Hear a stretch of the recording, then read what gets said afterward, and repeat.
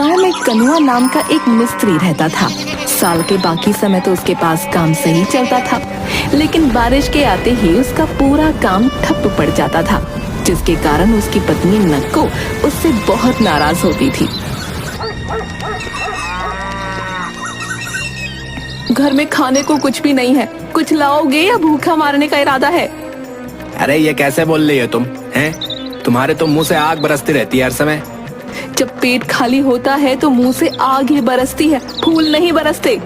अरे अब मैं क्या करूं हैं? जब बारिश शुरू होते ही मेरा काम बंद हो जाता है तो मैं क्या करूं बताओ? तो ऐसा काम ढूंढो ना जो 12 मास चले। घर से निकल जाओ और जब तक कोई काम ना मिले वापस ना आना। अरे ना करो, जाकर कोई काम ढूंढो और खाने के लिए कुछ लेकर आओ। अगर खाली हाथ वापस आए तो मैं तुम्हें खा जाऊंगी। कनुआ काम ढूंढने के लिए घर से निकल जाता है। वो भटकता रहता है पर उसे कहीं भी काम नहीं मिलता। तभी उसे एक आदमी दिखता है जो थका हारा कहीं से आ रहा होता है। अरे तुम क्या काम करते हो भैया? मैं तो लोगों के घरों में नौकर का काम करता हूँ। क्यों, क्या हुआ? नहीं कुछ नहीं हुआ। मुझे बस ये पूछना था कि ये अच्छा काम है ना? अगर तुम मेहनत करने वाले आदमी हो तो ये अच्छा काम है, और सबसे अच्छी बात तो ये है कि ये काम कभी बंद नहीं होता। यहाँ तक कि किसी के मरने पर भी काम बंद हो जाते हैं, लेकिन ये काम और उल्टा बढ़ जाता है। ये सब सुनकर कनुआ भी नौकर बनने की ठान लेता है। वो बिरजू और मुन्ना लाल के घर काम करने लगता है। धीरे धीरे वो अपनी मेहनत और ईमानदारी से सबका भरोसा जीत लेता है। कनुआ, तुम सचमुच बहुत मेहनती हो। तुम्हारे बिना हमारा काम नहीं चल सकता। धन्यवाद मालिक, यह तो मेरा कर्तव्य है। बिरजू के घर से निकलकर वो मुन्ना लाल के घर जाता है। कनुआ, तुमने हमारे सारे काम बहुत अच्छे से संभाल लिए हैं। तुम्हारी वजह से हमें कोई चिंता नहीं होती। धन्यवाद भाभी जी, आप खुश तो हम भी खुश हैं। इन दोनों घरों में ईमानदारी से काम करने से उसे तारीफ तो भरपूर मिल रही थी, मगर बहुत अच्छा पैसा नहीं मिल रहा था, जिस वजह से उसकी पत्नी अभी भी उससे नाराज रहती थी। अब तुम्हारा मुंह क्यों फूला हुआ है? दो घरों में काम करते हो और लेकर क्या आते हो ये जरा से सिक्के? इनका क्या मैं अचार डालूं? अरे जो मेहनताना मिलता है वही तो लेकर आऊंगा ना, या उनके घर में डाका डाल दूं? हैं? मुझे नहीं पता, कुछ भी करो, अच्छा कमा कर लाओ, वरना मैं अपने मायके चली जाऊंगी। कनुआ अपनी पत्नी से बहुत प्यार करता था, वो उससे दूर नहीं रह सकता था, इसलिए वो ज्यादा पैसे घर लाने के लिए एक युक्ति लगाता है। मालिक, मुझे एक बात कहनी थी। हाँ बोलो कनुआ, क्या बात है? मालिक, मैंने सुना है कि मुन्ना लाल साहब ने आपके कपड़ों की नकल करके उन्हें सस्ते दामों में बेचना शुरू कर दिया है। क्या मुन्ना लाल ऐसा कैसे कर सकता है? मेरे कपड़े की नकल? जी मालिक, ये सच है। वो कह रहा था कि आपके कपड़े अब नहीं बिकेंगे, क्योंकि उसने वैसे ही कपड़े सस्ते में बेचने शुरू कर दिए हैं। बिरजू इस बात से बहुत नाराज हो जाता है। इसके बाद कनुआ मुन्ना लाल के घर जाता है। साहब, मैंने सुना है कि बिरजू साहब ने आपके ग्राहकों को ये कहकर लुभाना शुरू कर दिया है कि आपके कपड़े तो घटिया हैं। क्या बिरजू ऐसा कैसे कर सकता है भाई? वो तो मेरा दोस्त जैसा है। क्या बताएं साहब, आजकल पता नहीं चलता कि कौन दोस्त है कौन दुश्मन है। मैंने खुद सुना है, वो कह रहे थे कि आपके कपड़े किसी के लायक नहीं है और लोग अब उनके पास ही आएंगे। मुन्ना लाल भी इस बात से बहुत नाराज हो जाता है। दोनों के बीच तनाव बढ़ने लगता है। कनुआ अब उनकी पत्नियों के बीच भी आग लगाने की योजना बनाता है। भाभी जी, चांदनी भाभी कह रही थी कि आपका पहनावा बहुत खराब है और आपकी चुनी हुई साड़ियाँ पुरानी जैसी लगती हैं। क्या? चांदनी ऐसा कैसे कह सकती है? मैं उसे दिखाऊंगी कि असली पहनावा क्या होता है। बड़ी आई। भाभी जी, सरिता भाभी कह रही थी कि आपकी साड़ियाँ देखकर ऐसा लगता है जैसे कि मछली बेचने वाली की साड़ी हो। मुझे पता ही था कि वो मुझसे जलती है, जल कुकड़ी कहीं की। कनुआ ने बिरजू और मुन्ना लाल के परिवारों के बीच अनकही दुश्मनी पैदा कर दी थी। वो लोग एक दूसरे से चिढ़ने लगे। लेकिन जब दिवाली आई तो सरिता ने सोचा कि त्योहार के मौके पर दुश्मनी खत्म कर देनी चाहिए।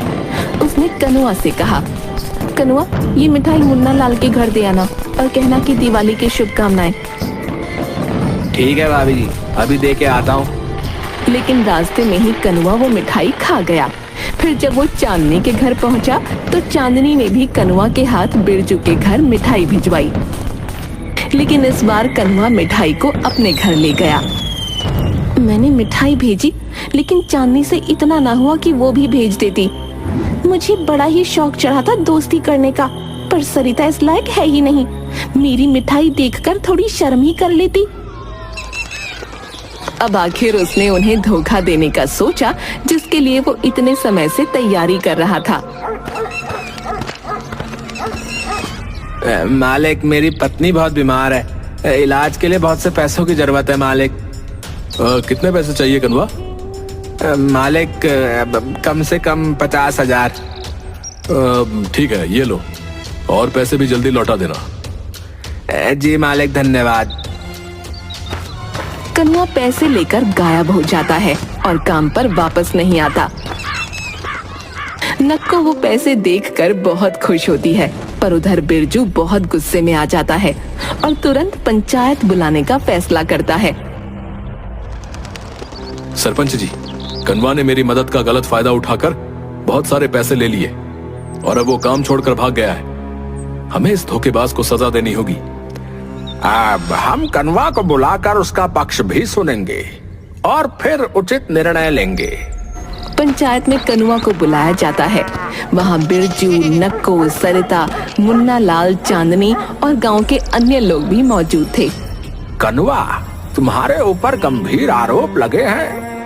बिरजू का कहना है कि तुमने उससे धोखाधड़ी करके पैसे ले लिए हैं और काम छोड़कर भाग गए। क्या ये सच है? सरपंच जी, ये सरासर झूठ है। इन्होंने खुद मुझे काम से निकाला था। इसी बीच मुन्ना लाल और चांदनी बोल पड़ते हैं। सरपंच जी, बिरजू हमेशा खुद को बड़ा दिखाने की कोशिश करता है। वो अपने नौकरों को हमेशा तंग करता है। हाँ, और बिरजू की पत्नी सरिता भी कम नहीं है। वो भी कनुआ को परेशान करती रहती थी, मैंने खुद देखा है।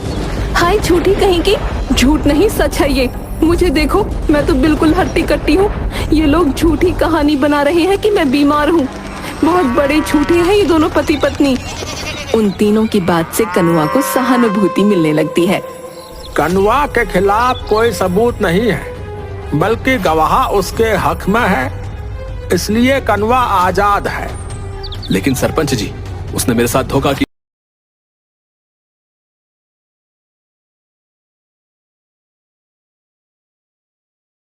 लेकिन सरपंच जी, उसने मेरे साथ धोखा किया है। देखो भाई, फैसला हो चुका है। कनुआ राहत की सांस लेता है और पंचायत से बच निकलता है। बिरजू के यहाँ काम छोड़कर उसने सरपंच के यहाँ काम करना शुरू कर दिया और वो सरपंच का बहुत चहीता बन गया। इस दौरान एक दिन चांदनी अपने गहनों की मरम्मत करवाने बाजार जा रही थी। कनुआ, मैं बाजार जा रही हूँ, गहनों की मरम्मत करवानी है, घर का ख्याल रखना। अरे आप क्यों तकलीफ कर रही हैं? मैं ही आपके गहनों की मरम्मत करवा लाऊंगा, आप मुझे दे दीजिए। ठीक है, तुम भरोसेमंद आदमी हो, ये लो, ध्यान रखना। चांदनी ने कनुआ को अपने गहने सौंप दिए, लेकिन कनुआ उन्हें लेकर गायब हो गया। चांदनी मुन्ना लाल के साथ उसके घर पहुंची तो कनुआ ने इससे साफ इनकार कर दिया। थक हार कर उन दोनों ने पंचायत में शिकायत दर्ज करवाई। कनुआ, तुम्हारे ऊपर गहने चुराने का आरोप है, क्या ये सच है? सरपंच जी, मैंने ऐसा कुछ नहीं किया है, ये गलतफहमी है। गलतफहमी? मेरे गहने तुमने ही लिए थे और अब झूठ बोल रहे हो। सरपंच जी, मुझे लगता है कि मुन्ना लाल और चांदनी ने कनुआ को फंसाने की साजिश रची है। हाँ, चांदनी हमेशा कनुआ से जलती रहती है। वो नहीं चाहती कि कनुआ हमारे घर में काम करे। अरे, इसने तुम्हारे साथ भी तो यही किया था। तुम तो इसकी सच्चाई जानती हो। तुमने हमारा साथ दिया था, जो हम तुम्हारा साथ दें। कनुआ मेरे घर में भी काम करता है और मैं उसे जानता हूँ, वो ऐसा कभी नहीं कर सकता। कनुआ एक बार फिर से बच जाता है।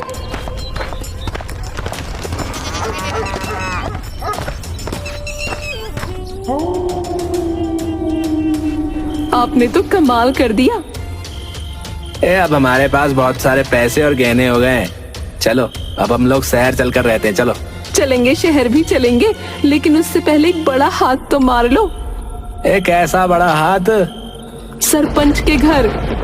कनुआ सरपंच के साथ धोखा नहीं करना चाहता था, लेकिन नक्को के बल देने पर वो राजी हो जाता है।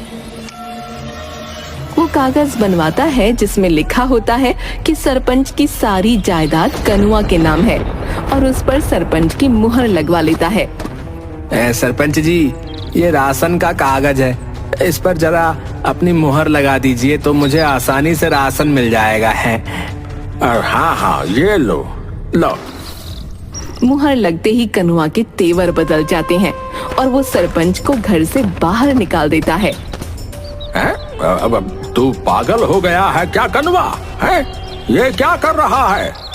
आपने अपने हाथों से अपनी सारी जायदाद मेरे नाम कर दी है। ये घर अब मेरा है, इसीलिए फौरन यहाँ से निकल जाओ, समझ गए? धोखेबाज कहीं के। इसका मतलब मुन्ना लाल और बिरजू सही कह रहे थे, तूने उन्हें भी धोखा दिया है। जाओ और जहाँ जाकर शोर मचाना मचाओ, मेरा दिमाग मत खाओ, समझे? अब सरपंच अपने लिए पंचायत बुलाता है, लेकिन बिरजू और मुन्ना लाल दोनों ही उसका साथ देने को तैयार नहीं होते। अब हम में से कोई तुम्हारा साथ नहीं देगा सरपंच, तुम्हें अपने ही कर्मों की सजा मिली है। सही कह रहा हो बिरजू, इस सरपंच ने हमेशा गलत फैसले लिए हैं। नहीं, ये समय लड़ने का नहीं है। अगर हम लोग आपस में लड़ते रहेंगे तो ये कमीना कनुआ हमेशा लोगों को धोखे से बेवकूफ बनाता रहेगा। सही कहा तुमने सरिता, हम दोनों के साथ जो हुआ सो हुआ, पर अब इस धोखेबाज को सजा मिलनी ही चाहिए। वो चारों मिलकर कनुआ के खिलाफ गवाही देते हैं। सरपंच अपनी बात भी सबके सामने रखता है और आखिरकार कनुआ को पकड़ लिया जाता है। ये कागजात अभी के अभी मुझे वापस कर दो, और दूसरा जो तुमने बिरजू के पैसे लिए और मुन्ना लाल के गहने हड़पे, उन्हें भी वापस कर दो, और अब तुम्हें आजीवन कारावास दिया जाता है। नहीं नहीं, ऐसा ना करो, मेरे पति को छोड़ दो। आपके चिल्ला रही है कमीनी है? ये सब तेरी वजह से ही हुआ है। ना मैंने तेरी बात मानी होती और ना आज मैं इस जगह पे खड़ा होता, समझी? कनुआ उन लोगों के पैसे, गहने और कागजात वापस कर देता है और फिर उसे कारावास में डाल दिया जाता है।